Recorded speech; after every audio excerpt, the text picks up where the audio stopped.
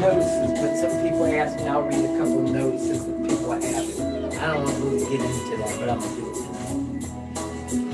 But you know what? Why you get my notice and why you use somebody else's notice? Sure. Well, the one notice my wife's AKA, that's what I'm doing. But I ain't going to set that on AKA. Listen to the voice 17104.com. Welcome to Did You Know podcast, your host, Richard Utley, dedicated to the African American viewers. The program is aimed to celebrate African American culture and deal with the real and relevant topics that impact the everyday lives of the African American community through frank and insightful dialogue with local and national influencers. Every day, there's another horrible, discouraging news story, directly or indirectly, impacting African Americans. But we need to look at the shining stars in the galaxy of Black America. It is time to tell our story.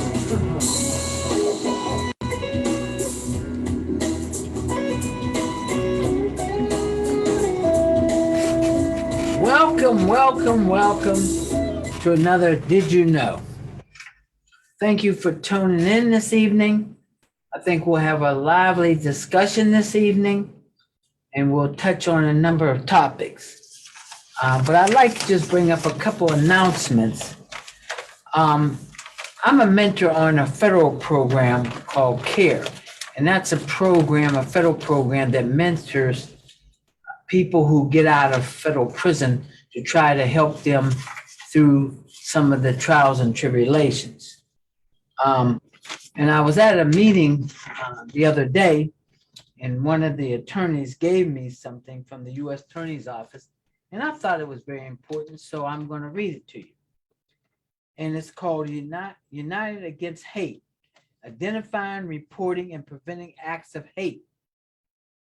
And this is federal and local officials working with community members to discuss effective ways to prevent hate crimes. And I think that's very important, and that's why I want to bring it up.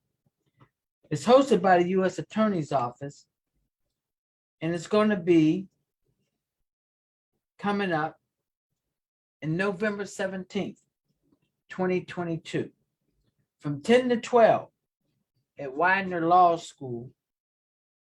So I'm telling you this now so that you will have this information, and I'll keep you up to date on when other things is going on. But you know, hate crimes is very important, and some of you should probably go to this and discuss it, because I'm sure all of us have experienced some kind of hate crime in our own way. The other thing I want to bring up, it's your Community Health Wellness Expo. The AKAs is going to be having this on October 8th from 9 to 2 at Scottish Rites. And I've always been a believer of health. And all of you know, many of you probably don't know this, but I sit on the Hamilton Health Board. So I think health is very important, especially in the Black community. So I just thought I would give those shout outs. Last week, a couple weeks ago, I had a conversation with you, and I said to you what troubled me was I went to something at the University of Pittsburgh, and I had talked to some football players about way back before they got on the football team. And they had no concepts of the people that struggled to get them to where they are now. And I've pretty well said to all of you, I think it's very important that we teach people our history, and all those people that's running around in Alabama, Alabama football, they need to know for many, many years that nobody could play on that team. And a lot of you like Georgia or Alabama or the SEC, you need to go back and find out when the first time they allowed people of color to play on their team. And why I say that is because I think if you know history, you understand the importance of those folks who got there to pave the way for you. And I made a decision in my life at this point that I'm going to start talking about those things, because we act like everything's been perfect all along. So I'm going to bring up history, and I'm going to talk about different things. You know, I was reading an article this week, and I had to laugh.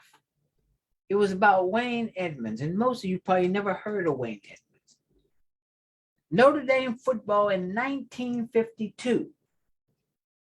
Him and another black guy named Dick Washington from the western part of the state of Pennsylvania were the first blacks on Notre Dame. And why am I telling you this?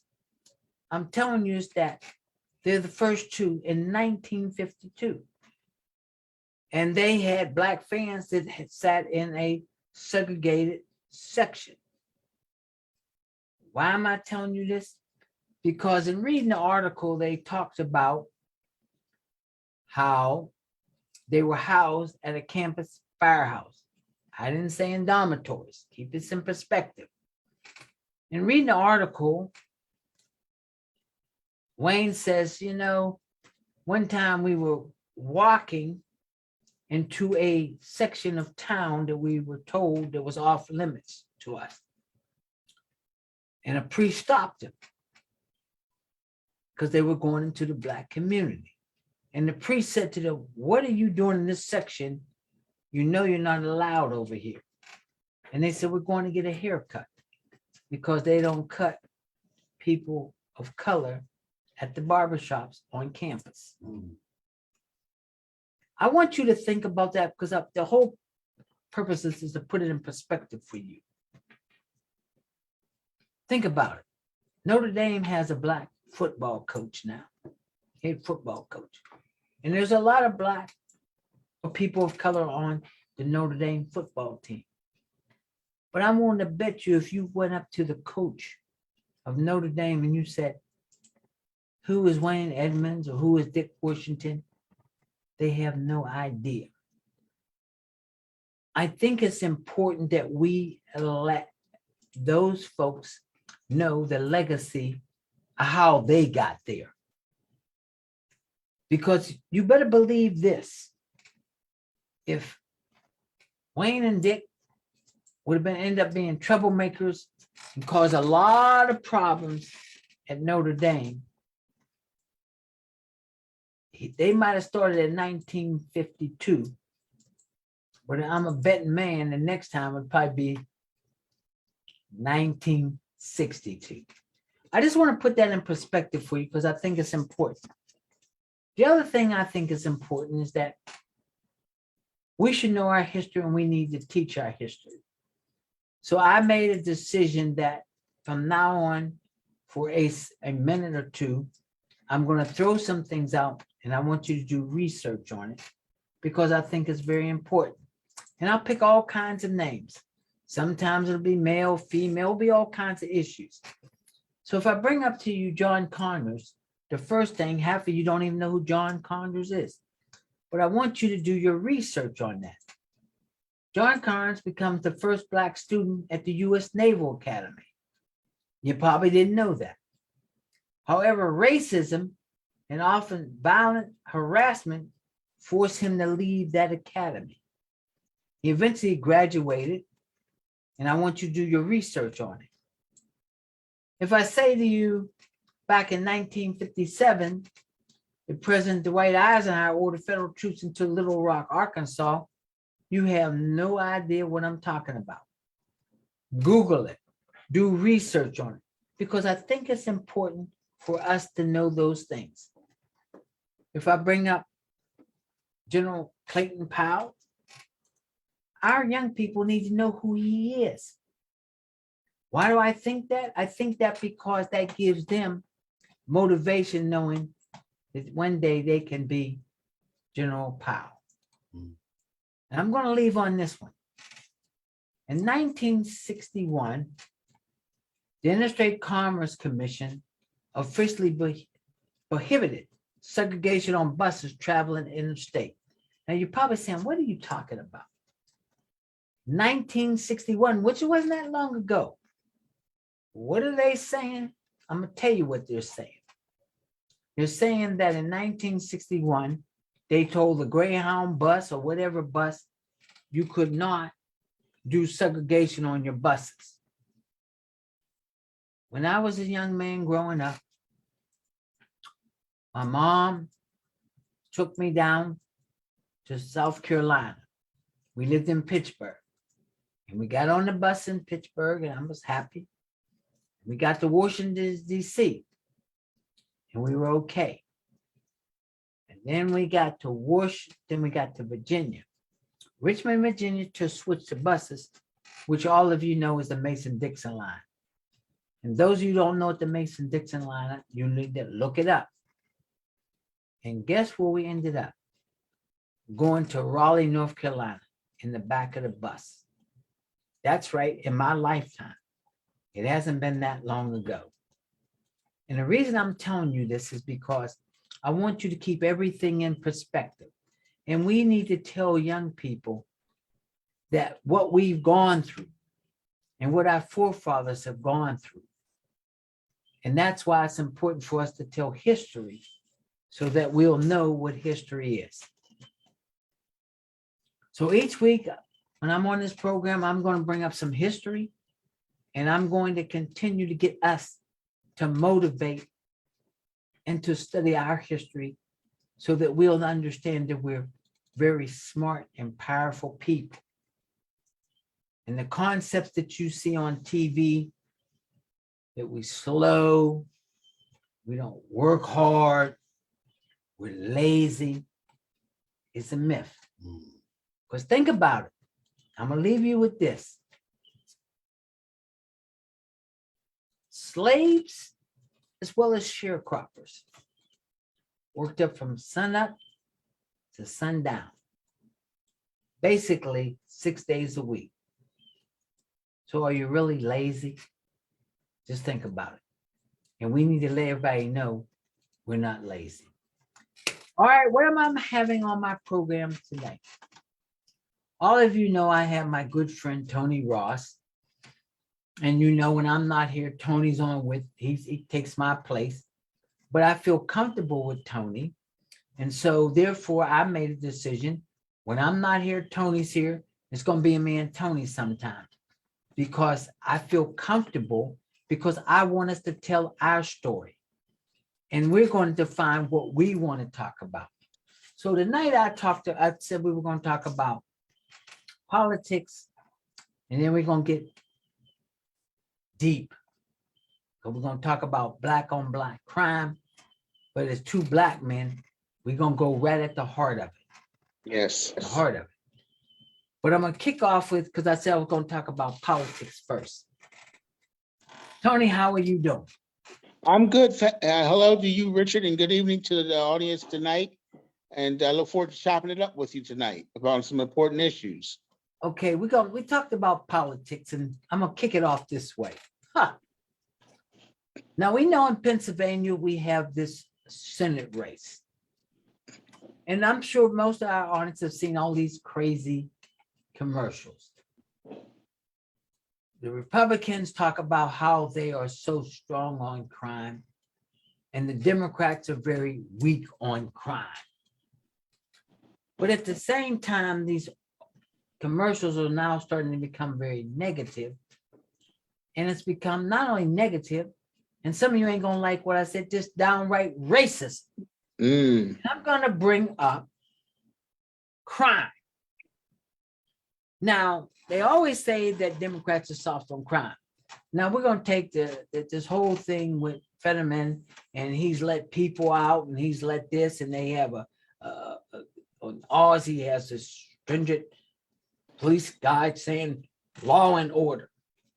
My question is this here to you, Tony. Now, I'm not naive that I know that the whole concept is to scare folks in the suburbs to feel that they're not safe about crime, and Fetterman is light on crime. Now, we can go back to the Willie Horton, way back to the caucus days. And those of you who don't know, maybe you don't need to look up back when the caucus ran for president of the United States and look up Willie Horton. This whole thing about soft on crime. It's geared for the suburban neighborhoods to scare suburbans to think that putting somebody like Fetterman in, he'd be easy on crime. I was reading somewhere where a woman in the suburbs said, I am very upset about abortion. And because I'm upset, I'm thinking about voting Democrat. Okay. Her vested interest. Right. About that. But then she said, well, but I don't know. I'm concerned about crime. And Fetterman seems soft on crime. That has always been a political issue when it comes to racists and racism, both. Would you agree with that? And tell me your Well, perspective. it's always been a hot button issue. We know in our politics that we want to generate voter turnout. And one of the ways you do that, you get them motivated by fear. And one of the ways they do it is crime. So I think, it's a tried and true tactic, and I think I think John Fetterman to date, in my opinion, has not done a good job, or not, he could do a better job in responding to the attacks. But you're right, Richard, in the respect of they're trying to motivate people to vote Republican through voting for because of fear of people getting out of prison, out of on parole, things of that nature. See, I resent, if we're going to talk about law and order, let's talk about law and order across the board. Right. Let's talk about the Republicans and the Democrats. I call it as I see it. Now you got on the other side, somebody can be doing all kinds of criminal things. It's okay. Well, you can tell somebody, I'm gonna pardon all of you. It's okay. I'm gonna pardon you if I get, even though you've been found guilty in the criminal justice system, which you want us all to believe in. You don't care what the verdict is, but it's okay.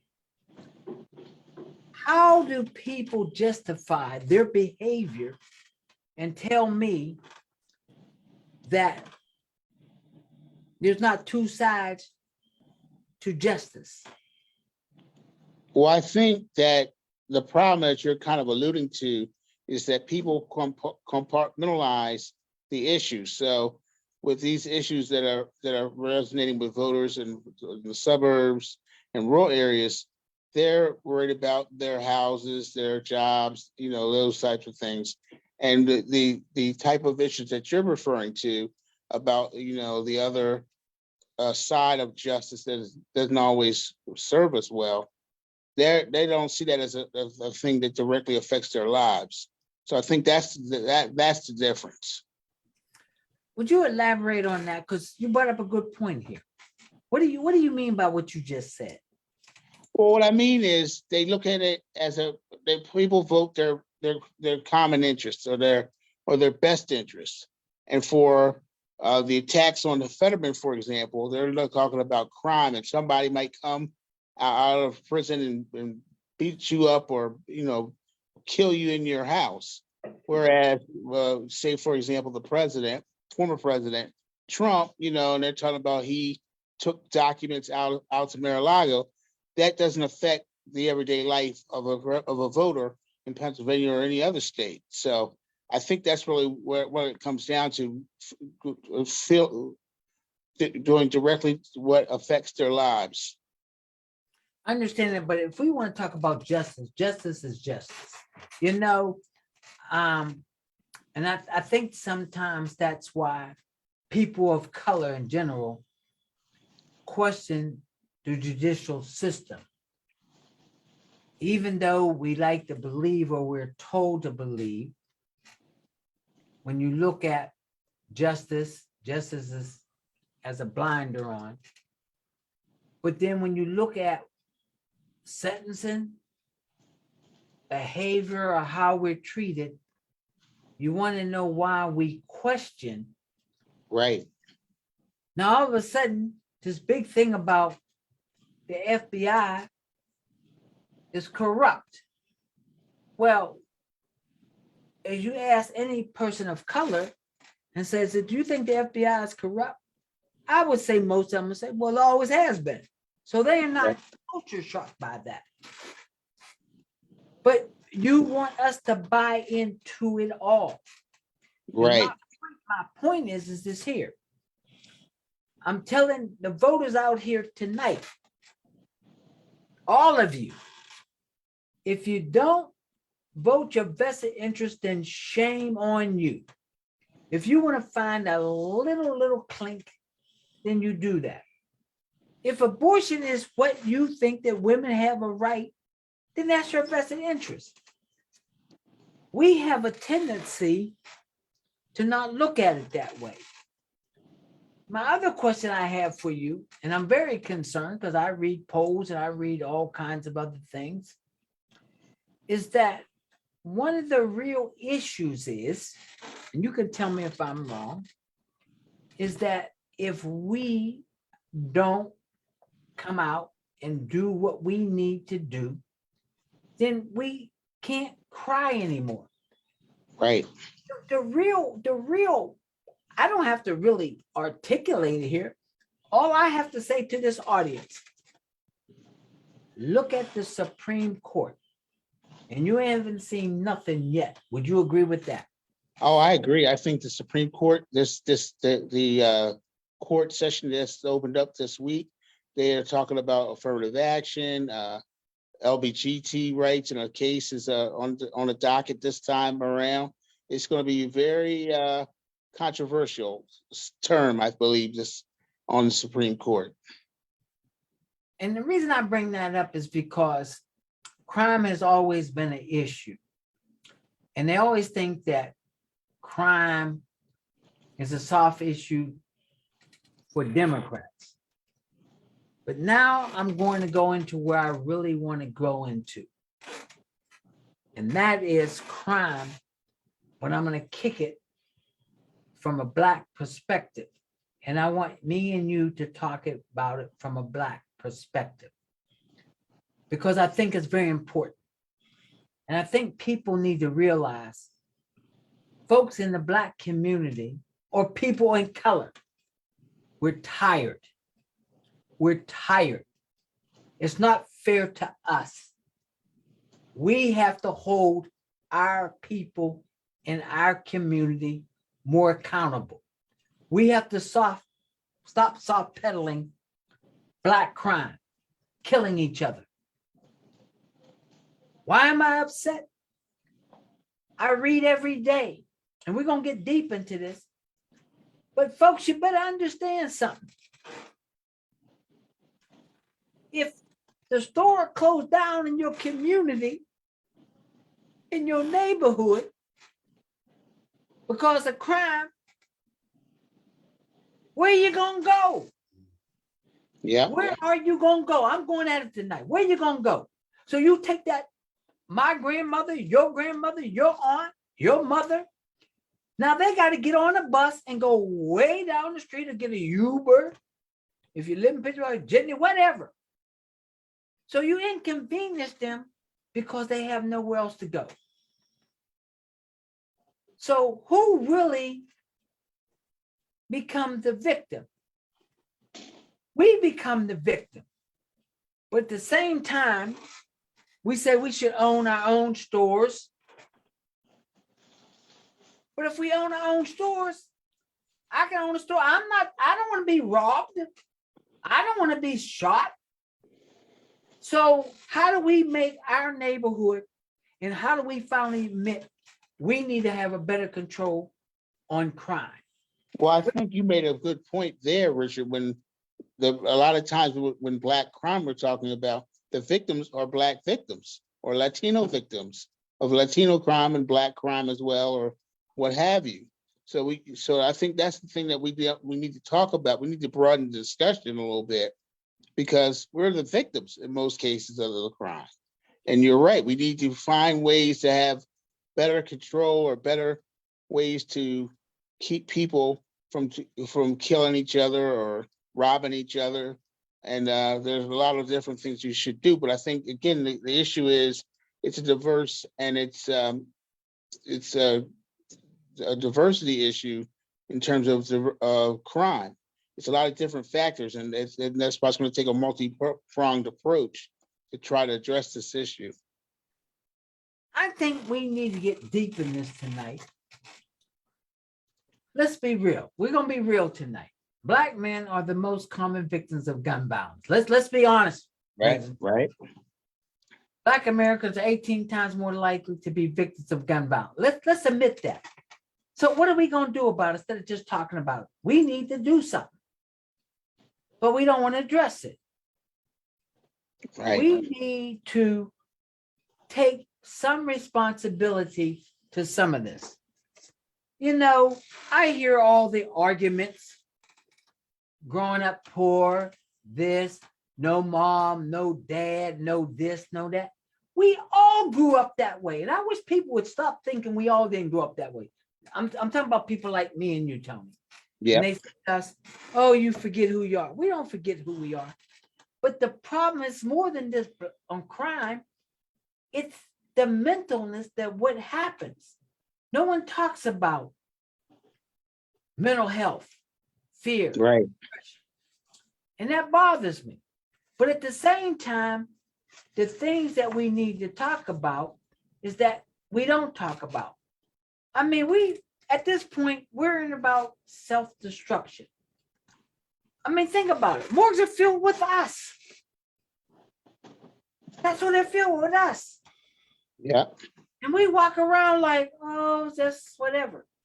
We owe a responsibility not only to ourselves, but to our community. What do you say, Tony?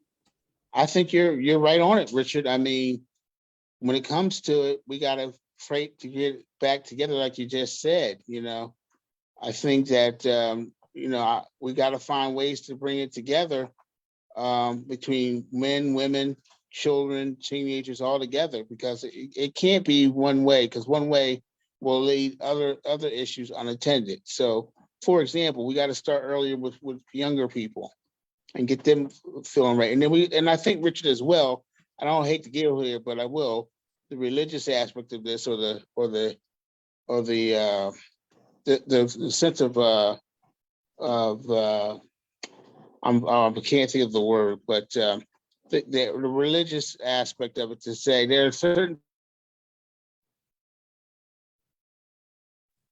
it needs to, you don't kill, don't steal. You know, we got to really reinstill that. I think nowadays you got a situation where people just do what they want to do, and I think we got to establish some standards for our community. I think, and we don't have real conversations about this, but I think we should. I think that sometimes we need to take egos, whether it's politics and political people and religious people, and take all those egos together and say, we got a problem, and we're going to solve the problem ourselves. We keep waiting on somebody to ride through our neighborhood. Right. And it hasn't worked yet. And we walk around. You know, what bothers me, we don't talk about Black crime. We don't talk about our neighborhood the way we really should. And the other thing is that really troubles me is that the things that we need to talk about education, the importance of education. Right. We need to be aware of world events. We need to build high self-esteem. And the most important thing we forget all the time is that we have to develop an economical base within the Black community. And if we don't do those things, then shame on us. Right. So without question. I think the other thing is we've become sort of just, as a people, we're not unified. So we have some people who are Black who are doing very well economically, you know, and then we have other people who are at the bottom of of the economic disparity. So we got to find a way to kind of bridge the gap and try to bring people along and make it more even than it is. I think there's a wide wealth gap in our communities, as well.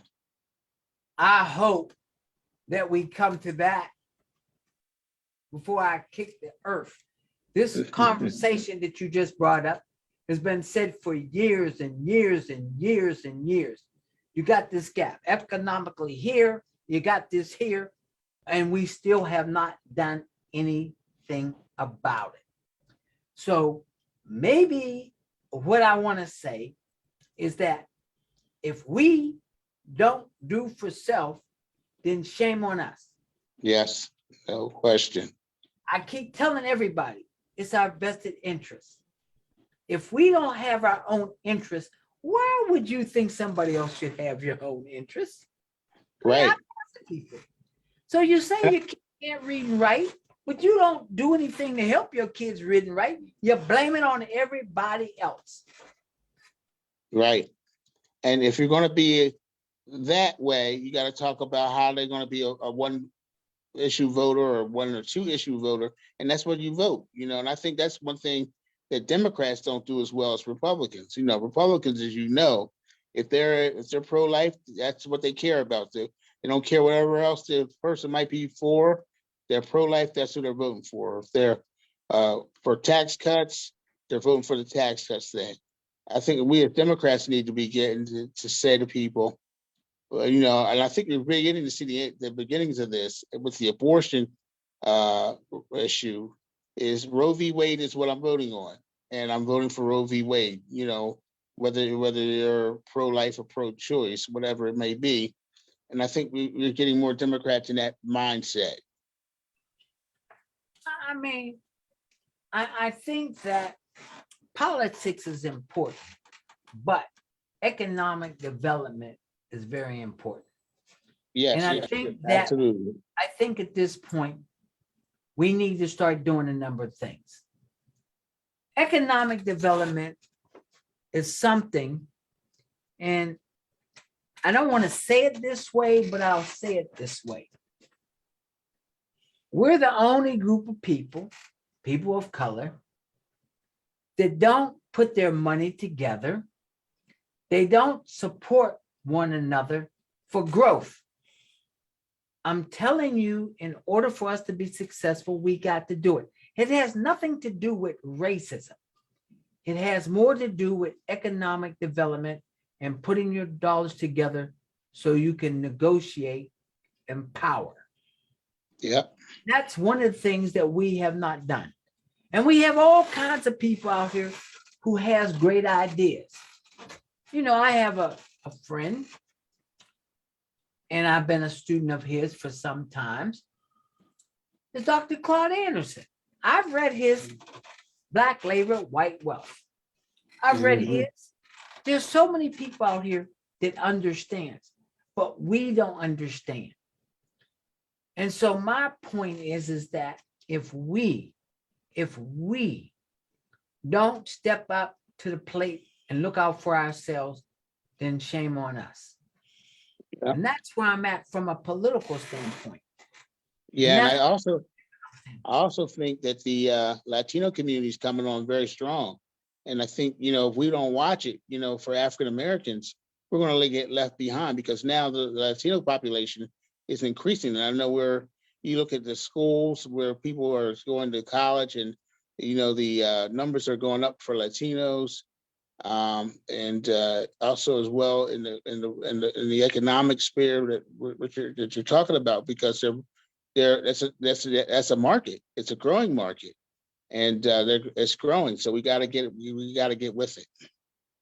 I'm going to go, and we're going to get heavy into crime and murder and victims, but I'm going to leave with this on this subject. I've told all of you that we need to elect people that understand and have our vision. We need to hire people that are policemen, firemen, teachers that understand what we're about. We need to understand, we need to elect judges, mayors, council, school board people that understand our real clout. You know, we talk a lot, but that's all we do. Yes. Do we go to school board meetings? Nope. Do we go to city No. council? Nope. Do we vote for the judge? Nope. Do we vote for the district justice? Nope. Do we just vote for the DA? Nope. But yes, guess what? But we will complain. We will complain when we get mistreated, and we don't know why. And the reason we get mistreated is because nobody has no respect for us. And I'm saying to my audience tonight, and I know some of you are all upset with me, we need to make people respect us. Yep. Why do I say that? Because we're people, we're proud people, and we're saying enough is enough. But that's great to say enough is enough, but we don't do anything about it. You and I'll be having this conversation till I probably won't remember that we had this conversation. Yeah, that's right. And I'm hoping that doesn't happen. Now I'm going to go deeper tonight because I want to talk about murder. Black folks killing Black folks. You know, I was reading an article the other day, and I don't think people realize the effect that what somebody getting shot and what it means. I think we just watch TV and you say bang, bang, and we see them on TV and they die. And Right. I don't think our audience, and I want to bring this up to our audience, the trauma that it has on all the families, the shooter as well as the victim. Right. I don't think they understand that mentally and psychologically what people go through. And then I read all these kinds of stories. And you know, they don't know if you get shot and you survive, that it depends on how you survive. If you shoot me and you sever my back, whatever, I might be paralyzed for the rest of my life. So Yep. now I got to live in a nursing home for the rest of my life. Or I go home, and who is going to take care of me? Is my mother going to take care of me? Is my father going to take care of me? Or do I go to a facility to take care of me? Yep. So I'm paralyzed all my life. So I can't work.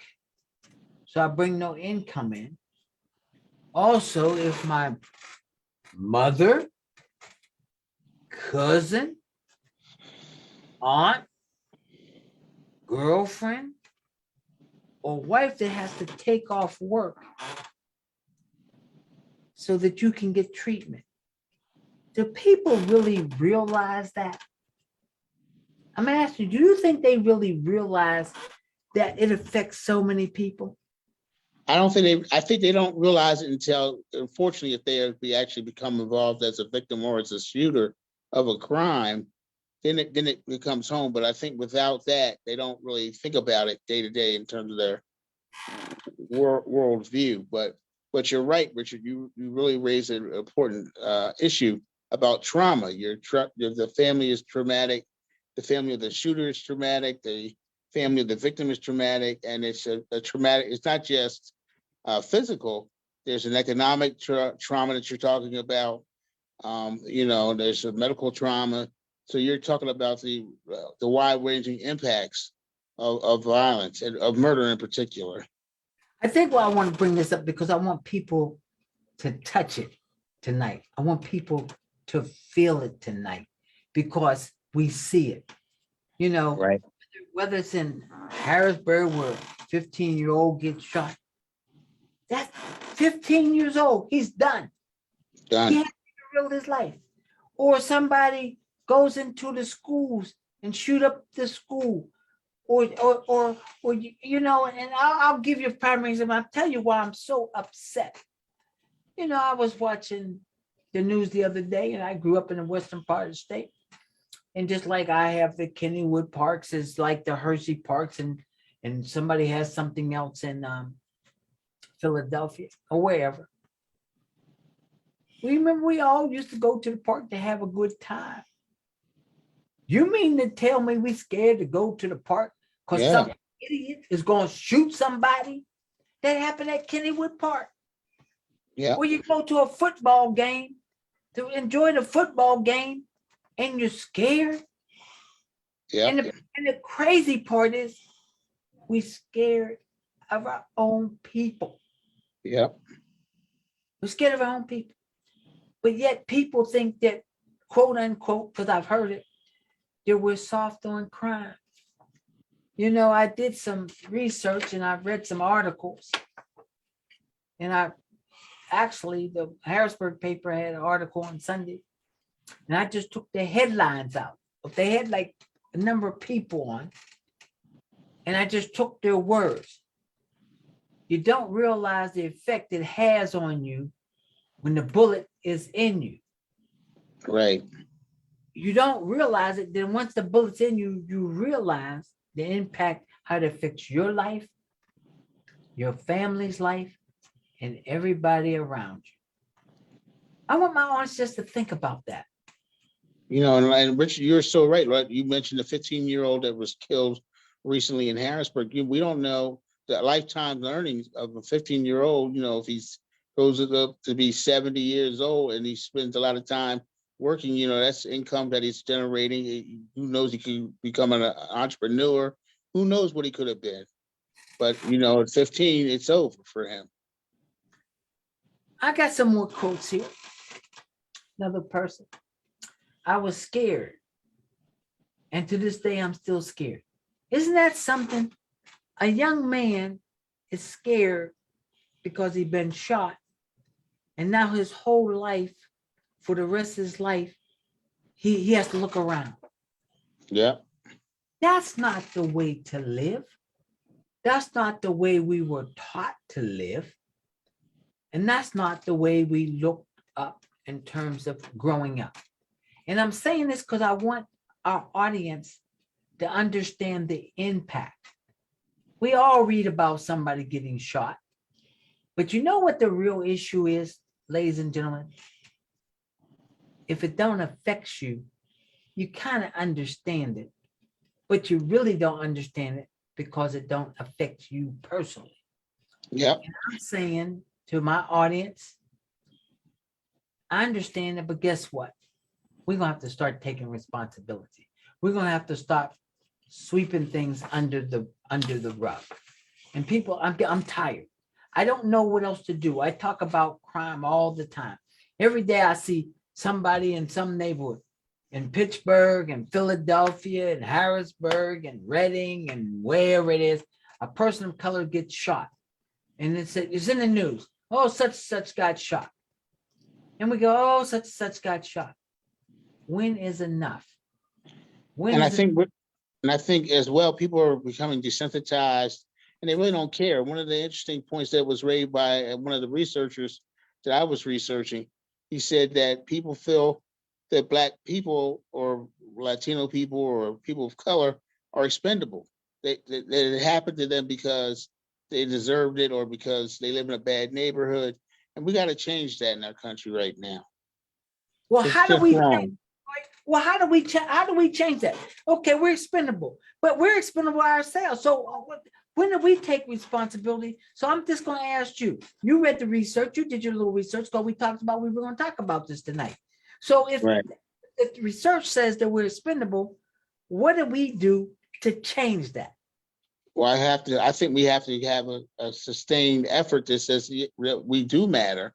I think we've had some efforts that get started into this way of thinking a little bit, but I think we have to teach people we do matter. Our communities do matter. Our lives matter. And, then maybe we'll begin to put a dent in people killing each other, because it's really right now, as you say, Richard, really out of control. It's out of control. We matter. We all say we matter. But at the same time, like I said, if it don't affect you, you're a little unsensitive to it. And I do understand that. But it affects us all. Right. Our grandmothers, our grandfathers can't move out of that neighborhood. Maybe And I you, think, or maybe I. Richard, you're taking a good point, Richard. We have to tie it to very specific things that people can relate to. Like you said, their grandmothers, their grandfathers. That's a great example. I mean, I look at it, and it bothers me when I see, and I brought this up earlier, and I see, well, if we ain't got no stores to go to, whoa, we got to go way over town to go to the store because people are closing up the stores because they're afraid. Right. Well, You always hear. Go ahead. you probably heard in Philadelphia, they're taking the Starbucks out of downtown because they're getting robbed too much. I think there's the drugstore as well. They're taking stores out of downtown because they can't keep them open and safe. I'm just bringing this up because there's a family I know in Pittsburgh, and they were very committed to the community, and they wanted to have a Dairy Queen, or they would like to have Kentucky Fried Chicken, like any other neighborhood. But they're not there anymore. Yeah. Because they got robbed. And is that fair to our community? So I'm just saying to this audience. So what it says is, we can't have a Kentucky Fried Chicken or a Dairy Queen in our neighborhood because everybody's scared. And you think it's all right. But ladies and gentlemen, you got to drive all the way across town to get that Kentucky Fried Chicken. Yeah. What's that tell you? And that's why I wanted to have this conversation to my audience. What does that tell us? Think about it. What does that tell us that we can't have them kind of things in our neighborhood, but we want them? So we drive way across town and it's all right. Ladies and gentlemen, it ain't all right. That's not fair. That's not fair to you. That's not fair to me. And it hurts the economic pace that you talked about earlier. Those are taking jobs for people out of our community. That's why I wanted to have this conversation with you, Nate. Because we don't think about that. And you're right. We don't connect it. You're right. We don't connect things. We got to connect it. Because if the McDonald's, Kentucky Fried Chicken, Dairy Queen, or whatever's in our neighborhood, it does two things. It gives us jobs, and it can give that young person or whoever to walk 5 blocks to a job. Yep. So now they can't walk 5 blocks. They got to get on a bus, hopefully, or they have a relative that can take them to the job and back. And I know this for a fact. I know people that have jobs. And you know where the bulk of their money goes? Transportation. Thank you. Uber. Yeah. Transportation. So they work pretty well a whole day and a half a day is on transportation. But we don't think about those things. Yeah. We don't think about those things. We don't think about, and I want to talk about it. They don't see the whole process of this. And as I said, I was reading, and they were talking about people who are shot multi times are usually they're sweating, they're bleeding profusely, and many of them are unable to talk. People don't understand that. They just think about because they watch TV and they see dow and you fall out and you're dead. And they see it as being, it's over, not understanding the agonizing that the folks go through, the physical emotion they may go through. I'm telling my audience, some of the people get shot, they're in nursing homes. They will never, ever walk. They will never, Again. ever go to a football game. They will never, ever do whatever. Then you got those others that are so pragmatic, they're scared of their own shadow. And then you got those who said, okay, you shot me, so now I'm gonna go out and shoot somebody else. Right. And so when they shoot somebody else, it's just an ongoing thing. Or somebody wants to avenge you and they go out and shoot us. So they said they shot my boy or they shot this person who's a friend of mine. I'm going to go shoot somebody else now. I think people need to understand you're affecting your mother. You're affecting your grandma. You're affecting on both sides because nobody wins. That's right. And the other thing is they're locking you up. Yep. And I am a mentor of many people. And a lot of people I'm mentoring, they were in prison for drugs. But here's my point. They were in jail for 15 years, 16, 17 years. So you go to jail when you're 20 and you come out when you're 44. You done already lost 22 years. Yep. So 22 years, and some of them had kids. Yep. Some of them have many different things, and now they come out and they start out with nothing. And Yep. you know the catch is, where they gonna get a job? Yep. And one reason they don't get a job because we, as people of color, have to develop economic development so that we can hire our own people who might have made a mistake. And I realized that even in my own profession, when many times I wanted to hire someone, and somebody might have done something when they were 16, and they're now 30, 35 years old, haven't done anything wrong. But they don't want to hire them because they have a mark. Yep. Because I remember a particular case, and the reason I remember this particular case, a young man, supposedly, a window was busted, and the police got these two guys, and they said, look, just admit that you busted the window, and no problem, and we'll let you go. And they were like, I don't want my mom, I don't want ever. And they agreed to it. And 20 years later, never did anything. That came up. Wow. And they didn't want to hire the person because of whatever. And I thought about it. And I said to myself, all us that's been young people have been, there's some kind of mischief we might have done. Right. And now this person is marked for life. Yes. So that's why it's important that we have to develop role models. We have to be responsible for our community and what goes on and what we allow and what we won't accept. Yes. And if we don't do that, then shame on us, because for the most part, as you said earlier, expendable. So if Black folks or people of color just shoot up everybody, you shoot up yourselves.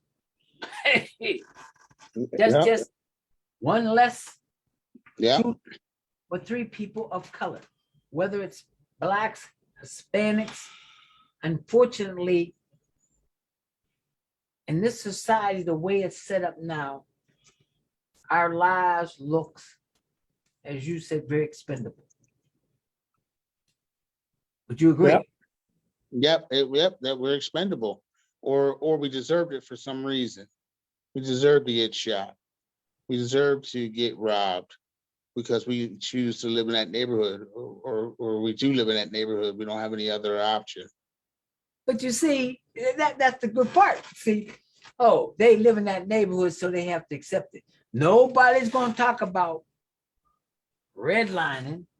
Nobody's going to talk about economic development to where it was set up for us to be doomed from the very beginning. And that's why I get upset when we run around here and talk about who scored the touchdown, who scored the basketball shot, or who did this. But when you say to them, what is redlining? Or how do you develop credit? What do you need to do to get yourself credit worthy? And that's a part of the economic plan that you were talking about earlier, Richard. That's all a part of that. And if we don't do that, then that's on us. Because folks don't understand. If I say the word welfare, folks understand it, but do they really understand welfare? Or do they understand the system? Once you become dependent on something, you're done. You're doomed. Yeah. And that what they don't, it's not only that they're done and doomed, but they don't understand the word control. There's so many things that are put into the system for us to fail. But it's our responsibility to figure out how to get out of it. So this whole conversation tonight, I want people to understand. If your grandmother, grandfather, uncle, cousins, if they got to get on a bus or Uber, whatever, to go to the store because there's none in your neighborhood, think about it. Or your kids are scared to go to the playground. Or you scared to go to the movies because you might get shot. Or you're driving down the street, minding your own business, ain't bothering nobody. And you don't know if you're going home. Folks, I want you to think about that. Whose responsibility is it to look out for ourselves? I'm just asking. All right. What would you say in the next 2 minutes? This program is pretty well gone now. So what would you tell my audience what we should do? Well, I would like to say first, thank you to Richard for this wonderful opportunity and this excellent conversation tonight. I think we have to do a couple of things that you so eloquently spoke about. We need to talk about our economics and doing the basics, the credit, your credit, the economic, keeping the jobs in your community and things of that nature. And then thirdly, I think we need to exercise our political power.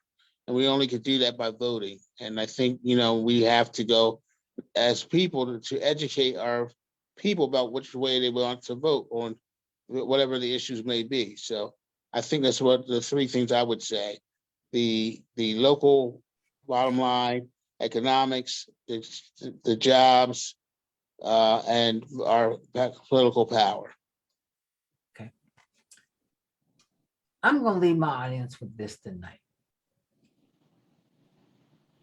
Crime. Black on black crime. It's been around a long time, but when is enough enough? When do we realize that if we don't have no control or economic development in our neighborhoods, how are we going to grow? So your grandson or your son who's looking for a job, who has to get on a bus or you have to take him, half your salary goes on transportation. Mm-hmm. So who is really getting played? That's right. Who's getting played? So when we can't read and write, and we blame it on the school system, but yet we don't go to school board meetings, or when we don't want to be teachers, but yet we complain. We don't want to be police persons, we complain. We don't want to be firemen, we complain. We say that we don't, some of us say, well, it's the police.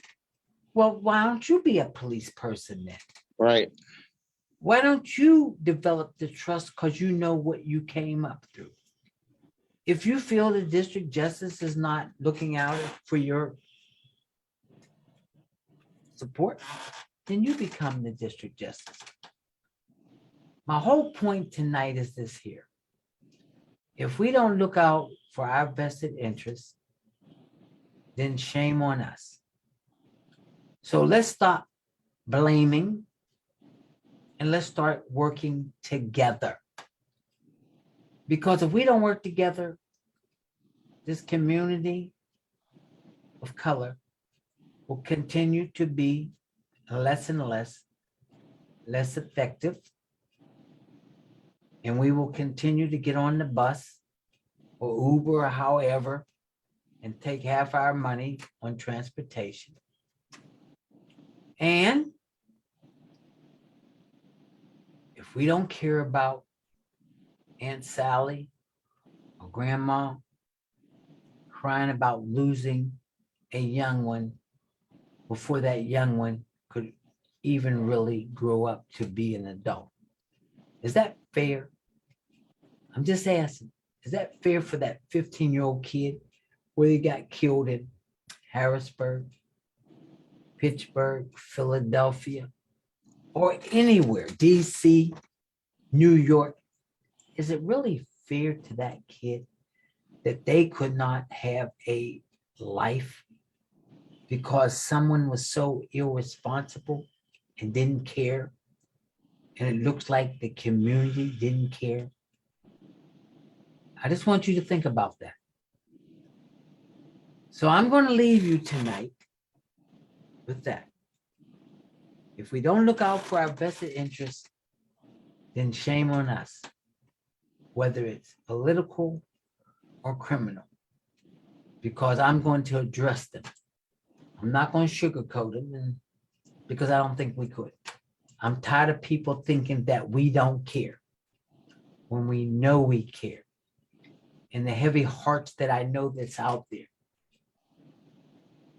There's a lot of heavy hearts. The victim as well as on the other side. We deserve better. So have a good evening and keep in mind, don't listen to what I have to say. You decide what you want to say and go do it. Thank you. Tony, thank you for coming on. And next time on this program, you know, it's right before the election. So I'm going to bring somebody on, John Baird. You all know he writes all kinds of articles. And we're going to bring him on. And me and Tony going to be on here. And we're going to let it go. Thank you for joining the Richard Utley Show on The Voice 17104. We will be here on The Voice 17104 every first and third Tuesday from 6:30 p.m. to 7:30 p.m. Once again, thanks for viewing. Remember to visit us on